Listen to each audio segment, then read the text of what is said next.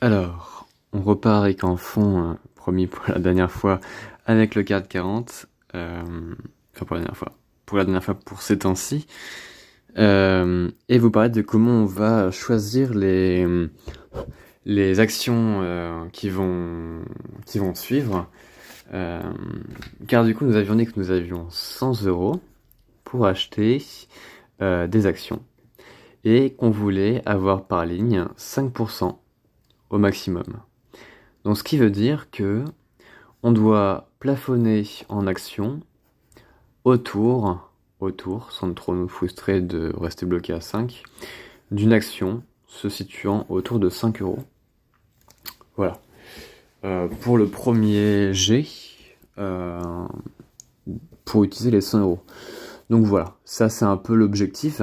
Donc pour notre première entrée en bourse, il va falloir tabler sur des actions à 5 €, en obtenir des différentes, et avec ces 5 € d'actions là, se constituer un portefeuille d'une vingtaine environ. Ça peut être 10 comme ça peut être 30, hein, mais autour de 20 avec ce budget-là.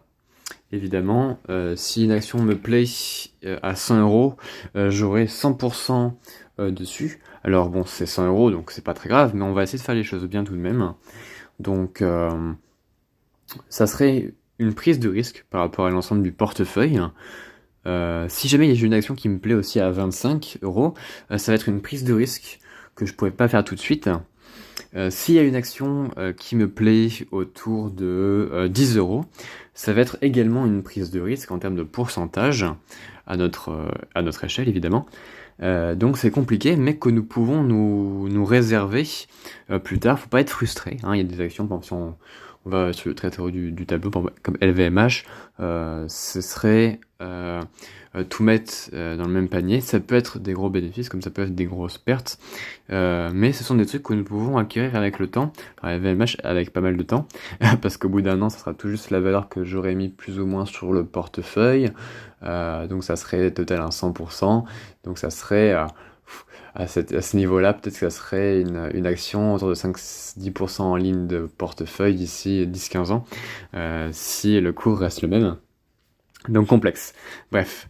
Du coup, là, on vise des actions du coup autour de 5 €. Et ça, du coup, comment les choisir? Alors, nous commencerons par la première dès la vidéo suivante. Comment les choisir?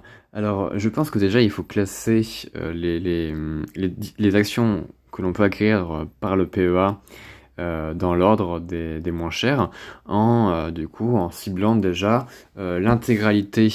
Gardez en tête l'intégralité des actions, il y en a quand même beaucoup, donc on va peut-être faire un choix, des actions qui sont autour de 5 €, et de là, les étudier pour sélectionner. Donc ça, c'est les premiers temps pour les premiers placements.